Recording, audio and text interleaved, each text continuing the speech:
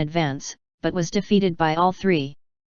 When I faced my fourth opponent, I was overwhelmed by a feeling of responsibility to uphold the reputation of my school, as well as bitterness at having been defeated 3 times.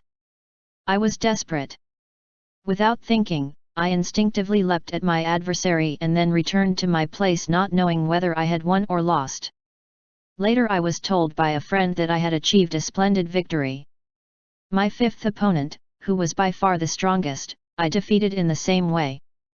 In these 2 contests I experienced moments which I call the naked expression of enlightenment, in which I acted in response to my direct feeling and deepest mind, without considering victory or defeat, opponent or myself, and with no awareness of even engaging in a match.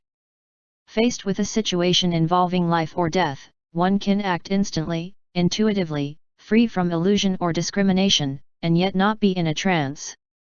It is a matter of training oneself, through the principles of Zen, to act wholeheartedly in every circumstance. When we live inattentively, we are apt to fall into partial discrimination. This is a state of mind in which egocentricity is fostered and human suffering enhanced. Therefore, whenever I become aware that I am relapsing, I remind myself that heaven and earth have the same root. Everything is one. The visual form of things is no different from the emptiness which is their essential nature. Having read many books about Zen prior to enlightenment, I had the illusory notion that if I could attain enlightenment I would acquire supernatural powers, or develop an outstanding personality all at once, or become a great sage, or that all suffering would be annihilated and the world become heavenlike. These false ideas of mine, I now see, hindered the Master in guiding me. Before awakening I was very much worried about my physical condition, about death, about the unsatisfactory condition of society, and many other things, but after enlightenment they no longer upset me. Nowadays whatever I do I am completely at one with it. I accept pleasant things as wholly pleasant and distasteful things as completely distasteful, and then immediately forget the reaction of pleasantness or distastefulness. I feel that through the experience of enlightenment the human mind can expand to the infinity of the cosmos. True greatness has nothing to do with fortune, social status, or intellectual capacity but simply with enlargement of mind. In this sense I am constantly endeavoring to become great. As is well known, worldly knowledge and powers of subtle reasoning are not prerequisites for training in Zen. Buddhist tradition has it that the famous 6th patriarch, Eno, the most excellent of masters in ancient China, was able to attain perfect enlightenment because, being illiterate, he was not given to reading and speculating about truth. Thus he could directly grasp the source of mind. Since olden times the Japanese have said that not through intellection but by devoted sitting can we see into the ultimate nature of mind and in the same way deepen and expand this vision endlessly. There are certain trees which, because they spring up rapidly, never develop the strength to withstand a strong gale. Similarly, in Zen there are those who attain enlightenment quickly but who, since they give up practice, never become spiritually strong. Of prime importance in Zen, therefore, are calm and steadfast application of Zazen in one's daily life and a staunch determination not to stop short of perfect enlightenment. 4. Mr. C. S. A Japanese retired government worker, age 60. My experience of Kensho was simple and unspectacular, lacking the drama of many another. Indeed, my enlightenment itself is shallow, but since I've been asked to write this account I offer it for what interest it may have. I came to Zen out of no such lofty ambition as Kensho. The insecurity and utter confusion in this country right after the recent war drove me to the point where I often thought of committing suicide. To quiet my apprehensive, turbulent mind I decided to do Zazen. Since my sole aim was the cultivation of mind stability, I did not even know the word Kensho when I began Zazen. The Rashi instructed me first to practice counting my breath, then following my breath with my mind's eye, and finally to do shikantaza, the last being concentration without an object in mind. On the way to Yasutani Rashi's temple to attend my first sesshin I thought, knowing nothing of what a sesshin entails, how pleasant it will be to relax with the Rashi, even perhaps to drink sake with him.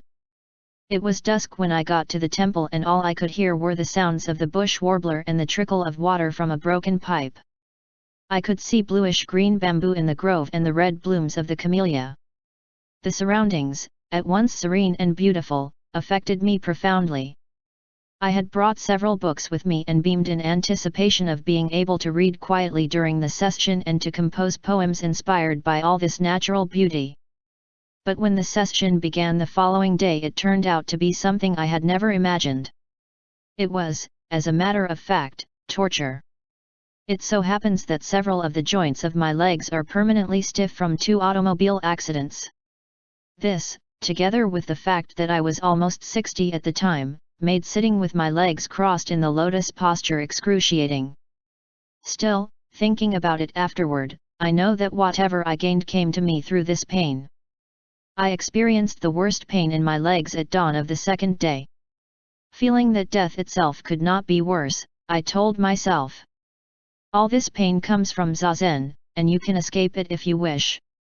But if you were dying and in agony, you would be unable to escape the suffering, so bear this pain in the same spirit and die if need be. 29 I fought this torment with every ounce of strength. Gradually I felt the pain in my legs less and less as the session progressed, and my mind began to expand until, imperceptibly, it reached a sublime state. I couldn't say whether I was unconscious of my existence or conscious of my non-existence. My only awareness was of both thumbs touching each other lightly. The sliding screen doors in front of me turned stark white and a purified brightness descended upon everything. I felt as though I were in paradise. My dominant feeling was gratitude, yet I wasn't aware of anyone's feeling grateful. Involuntarily I began to cry softly, then the tears streamed down my cheeks. Tears, tears, tears.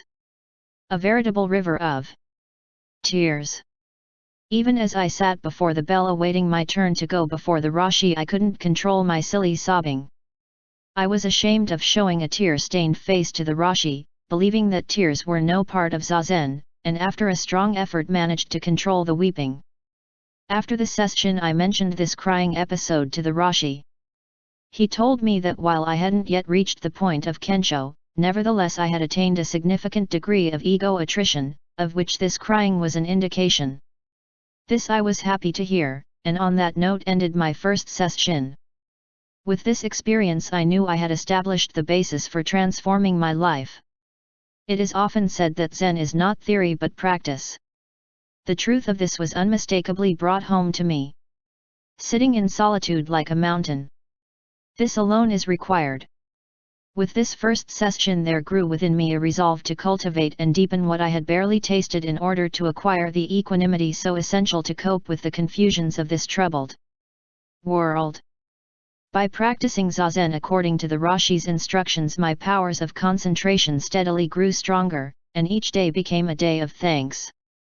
In my home there were now no quarrels, and I was cheerful as I walked to the office each morning. I was content with my life, which could be called serene and peaceful. Yet from time to time I was troubled by the question: what is the purpose of human life? I knew that without Kensho I could never establish the inner certainty I now lacked. Shikantaza. I began Zazen with counting my breaths, then I followed them with my mind's eye, and after that the Rashi assigned me Shikantaza, the purest kind of Zazen. Generally speaking, through a koan one can get Kensho more quickly than through Shikantaza, where a gradual ripening of the mind takes place. 30 The Rashi had often encouraged me with these words: instead of trying to get Kensho forcibly through a koan, sit patiently while natural ripening takes place. So I sat steadily, firmly convinced that the time would come when my mind, now like an astringent persimmon, would become ripe and sweet. The more Zazen I did, the clearer my mind became. Each time I sat down to Zazen I would first regulate my breath, after which I would slip into deep concentration. As my practice progressed I often experienced a condition in which I was no longer aware of my body and mind or of anything else. When I told the Rashi about this, he urged me not to linger in this world of the 8th class of consciousness 31, the state of purity and stability, but bravely to break through beyond. I felt, however, as though I were facing a silver mountain or an iron wall. I could neither advance nor retreat. Sometime later, during another session, I recall an incident when I got up alone one night and began to sit facing one of the sliding paper doors, which dimly reflected the bright evening sky. With a determined effort, made easier by the deep solitude of midnight, I rapidly got into a state of profound concentration. My mind attained to such clarity that I felt the next morning would surely bring Kensho, contrary to even the Rashi's expectations. But in spite of my dogged sitting I couldn't reach no-mindedness. And being by nature rather dull-witted anyway, I soon became seduced by the croaking of the frogs, whose voices were highly melodious, the like of which I'd seldom heard. This evening the chorus rang out sharply in the stillness. "That's it, that's all, that's all, that's it," they seemed to be singing and mocking. A strange laugh bubbled up from deep within me. It became impossible for me to do pure zazen, and I gave up trying. At the following spring session Mrs. Y, who was sitting next to me, came to Kensho and shed tears of gratitude and joy. Straightway I decided that I would be the next. But in spite of my struggles I could find no weapon in Shikantaza to break down the iron wall confronting me. At Dokuzen the last words of the Rashi were always, "Now push on." What I wanted, however, was a tool with which to push on, so I almost begged him to assign me the koan mu. This he did after the spring session, presenting me at the same time with a sitting cushion and a rakusu to encourage me to strive on. Now all the tools were at hand save one. The unshakable will to get Kensho at any price. As I walked home after the session, I made this vow. Either I get Kensho at the next session or else. The koan mu. Though I had been given mu practically at my own request, I couldn't do good zazen with it. Having practiced Shikantaza over a long time and grown accustomed to holding my mind like a flowing stream or a drifting cloud, with no focal point, I found mu a formidable burden. Yet I sorely needed this tool to demolish the silver mountain. So I concentrated fiercely, trying to merge myself with mu, and gradually grew accustomed to it. In early autumn of 1955 I was again in session. Somehow I felt this session would be crucial for me. I knew that on me alone depended success or failure. At 4:30 a.m. of the first day the Rashi, during his inspection round, told us, "Conditions at this session are ideal. The weather is neither hot nor cold and it is quiet. You have a splendid opportunity." I took his words to heart and gripped mu like a heavy hiking stick to forge my way through the narrow mountainous pass opening into Kensho. First day, second day, third day, time passed quickly. My first attempts to grasp mu failed. I simply could not break through. Bewildered and frustrated because I could not budge my mind out of the serene clarity into which it had settled. I strove desperately to cut through this mind state with the sharp sword of mu, now driven by an overwrought impatience, but to no avail. Earlier this year at the spring session I had also reached this realm of the eighth consciousness and had failed to penetrate beyond it. It was now apparent to me that I had never exerted myself to my very limits, and that if I was ever to get Kensho, nothing less than a superhuman effort could do it. This often led me to continue my sitting even after the bell had rung signaling a round of walking. But I still could not break out of this cave of Satan even with mu and the superhuman effort I was making. I just couldn't crack this impasse. Kensho demands enormous psychic and physical vitality, but I was now 60 and had lost much of my former energy and resilience. Still, I refused to give up, continuing with mu without sliding back. On the fourth day, on my way to the outhouse, in the silence of twilight I spied an old loquat tree. Its branches seemed possessed of a strange, indescribable solemnity. What I am seeing is absolute truth, I told myself. My mind, I knew, had progressed in awareness, and I returned to my sitting with renewed vigor. In the evening at Dokuzen I told Rashi what I had felt about the tree and asked him what it meant. "You have reached a decisive point. There is only one more step. This is the last evening of the session. Do zazen all night. Fired by the rashis one more step. I was now ready for an all-night, all-out attack on Mu. Opening my mind's eye. Customarily all lights are put out at 9 p.m. But this night, with the rashi's permission, I kept one small light burning. M. The senior monitor joined me in my sitting, and with his spiritual strength added to mine I felt vastly stronger. Centering my energy in my hara, I began to feel exhilarated. Intently I watched the still shadow of my chin and head until I lost awareness of them in a deepening concentration. As the evening wore on, the pain in my legs became so grueling that even changing from full to half lotus didn't lessen it. My only way of overcoming it was to pour all my energy into single-minded concentration on Mu. Even with the